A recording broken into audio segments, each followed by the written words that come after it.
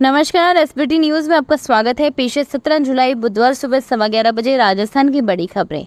सरकार ने संसद की कार्यवाही सुचारू ढंग से चलाने के बारे में विचार विमर्श के लिए बजट सत्र से पहले रविवार को सभी राजनीतिक दलों के नेताओं की बैठक बुलाई है।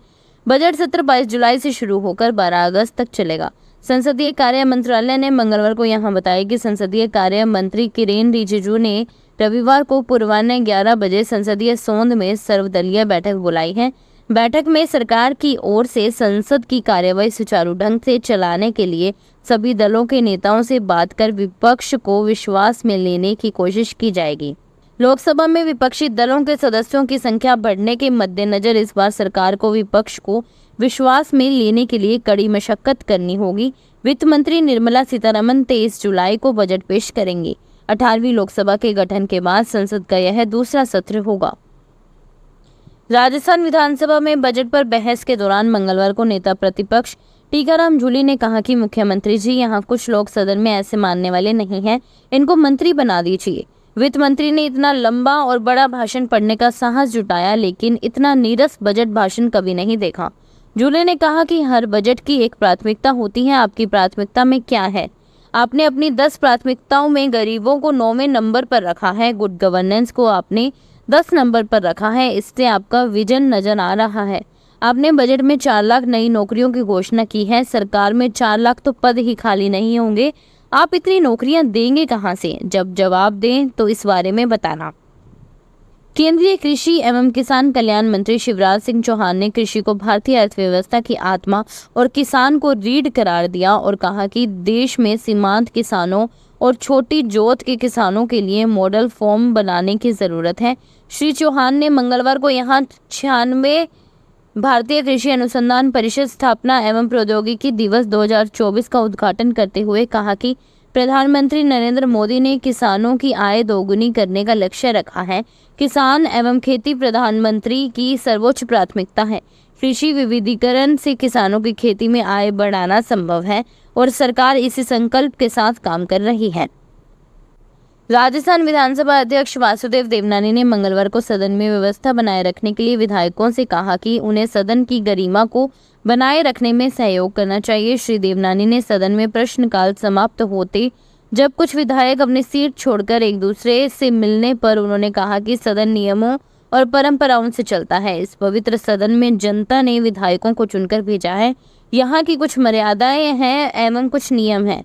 जनता की हमसे बहुत कुछ अपेक्षाएं हैं। श्री देवनानी ने कहा कि सभी विधानसभा सदस्यों को सदन में नियमों का पालन करना चाहिए।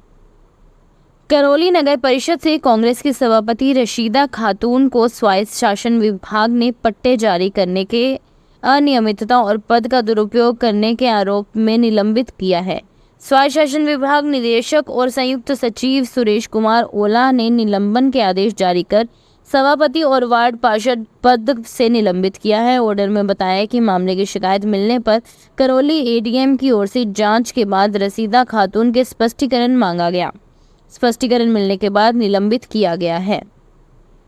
राजस्थान में अजमेर में भगवान श्री जगन्नाथ की भव्य रथ यात्रा जनकपुरी से जगदीशपुरी पहुंचने के साथ ही 10 दिवसीय रथ यात्रा महोत्सव का मंगलवार को समापन हो गया। रथ यात्रा जहां से निकली चहु और भगवान जगन्नाथ जी की जय जयकार होती रही। समापन रथ यात्रा में चारभुजा नाथ जी की रेवाड़ी, केदारनाथ जी, श्रीनाथ जी एवं गणेश जी की झांकी विशेषाकर्षण का केंद्र रही। भगवान का रथ खींचने और अलौकिक दर्शन करने आस्था का जन सैलाब उमड़ पड़ा। राजस्थान से बाहर जाने वाली इन 4 प्रमुख ट्रेनों में अस्थायी डिब्बे लगाए गए हैं, जिससे रेल यात्रियों को बड़ी राहत मिलेगी। यात्रियों को परेशानी को देखते हुए रेलवे ने यह निर्णय लिया है। उत्तर पश्चिम रेलवे के मुख्य जनसंपर्क अधिकारी कैप्टन शशि किरण के अनुसार गाड़ी संख्या 2247-1/2247-2 बीकानेर दिल्ली सराय बीकानेर सेवा में बीकानेर से 17 से 31 जुलाई तक, दिल्ली सराय रोहिला से 19 जुलाई से 2 अगस्त तक एक 3rd AC श्रेणी डिब्बे की अस्थायी बढ़ोतरी की गई है। वहीं दिल्ली सराय उदयपुर सिटी दिल्ली सराय रेल सेवा में दिल्ली सराय रोहिला से 17 से 31 जुलाई तक तथा उदयपुर सिटी से 18 जुलाई से 1 अगस्त तक एक 3rd AC श्रेणी डिब्बे की अस्थायी बढ़ोतरी की गई है। पेपर लीक कांड के आरोपी टोंक जिले के अलीगढ़ थाना क्षेत्र के बिलोता निवासी हनुमान मीना ने पुलिस रिमांड के दौरान कई राज उगले। इस दौरान उसने 2 दलालों के नाम भी बताए, साथ ही कई भर्ती परीक्षाओं में 12-13 युवाओं को नौकरी लगवाना भी कबूला। आरोपी हनुमान मीना को पुलिस ने रिमांड अवधि खत्म होने के बाद मंगलवार को सीजीएम कोर्ट टोंक में पेश किया, जहां से कोर्ट ने उसे फिर से जेल भेजने के आदेश दिए। कोर्ट ने आरोपी हनुमान को 27 जुलाई तक जेल भेजने के आदेश दिए हैं। इधर कोर्ट में पेश करने ले जाते समय आरोपी हनुमान के चेहरे पर सिकन तक नजर नहीं आई, बल्कि इस दौरान उसके चेहरे पर मुस्कुराहट थी। डीग जिले के कामा थाना इलाके में 2 ठगों ने एक महिला को सोने की ईंट का झांसा देकर महिला से ठगी कर ली। ठग महिला से करीब 7 तोला सोने के गहने और 6,000 की नकदी ले गए। जब महिला को ठगी के बारे में पता लगा तो वो बेहोश हो गई। महिला को कामा के अस्पताल में भर्ती करवाया गया है। पुलिस ठगों की तलाश के लिए सीसीटीवी कैमरे खंगाल रही है। यूपी में मथुरा जिले के लोहरवाड़ी गांव की रहने वाली महिला मीरा अपने बच्चों के साथ कामा थाना इलाके के बुडाका गांव में आई थी। जोधपुर नगर निगम उत्तर की कार्रवाई के विरोध में व्यापारियों ने धरना प्रदर्शन किया। नगर निगम की टीम ने फायर एनओसी नहीं होने पर दुकानों को सीज किया। इस पर नई सड़क पर व्यापारियों ने प्रदर्शन शुरू कर दिया। दुकानदार दुकान में लेट गए। व्यापारियों का कहना है कि फायर सेफ्टी सिस्टम लगाने का पर्याप्त समय नहीं दिया।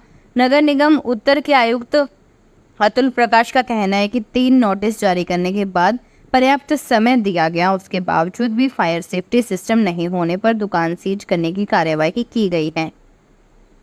राजस्थान भाजपा प्रदेशाध्यक्ष डॉक्टर सीपी जोशी का सीकर पहुंचने पर कार्यकर्ताओं ने स्वागत किया। प्रदेशाध्यक्ष जोशी झुंझुनू जाते हुए सीकर जिले की सीमा सरगोट पर रुके, जहां जिलाध्यक्ष डॉक्टर कमल सिखवाल के नेतृत्व में भाजपा पदाधिकारियों और कार्यकर्ताओं ने स्वागत किया। सीपी जोशी ने न्यू झलक होटल पर एक पेड़ मां के नाम अभियान के तहत पौधारोपण किया और भाजपा कार्यकर्ताओं से ज़्यादा पेड़ पौधे लगाने की अपील की। पौधारोपण करने के बाद जोशी झुंझुनू के लिए रवाना हो गए।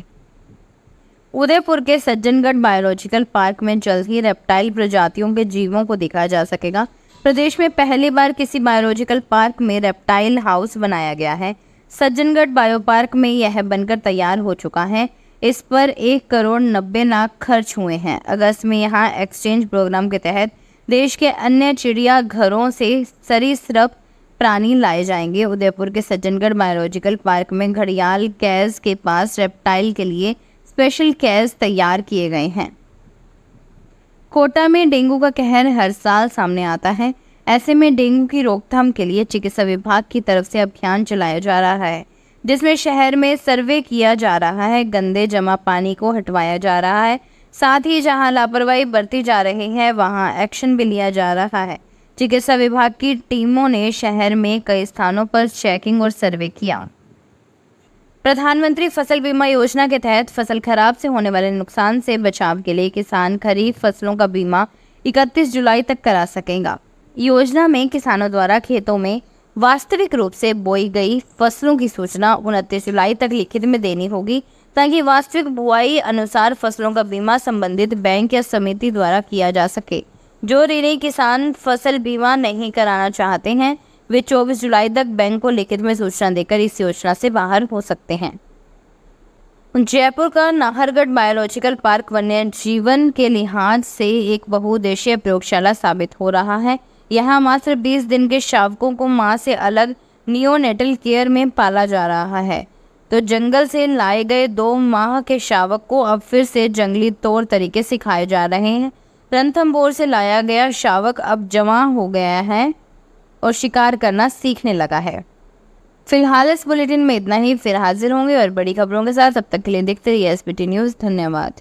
अगर आप भी अपने आसपास की छोटी बड़ी और महत्वपूर्ण खबरों से अपडेट रहना चाहते हैं तो सब्सक्राइब कीजिए हमारे चैनल एसबीटी न्यूज को और प्रेस कीजिए बेल आइकन पर।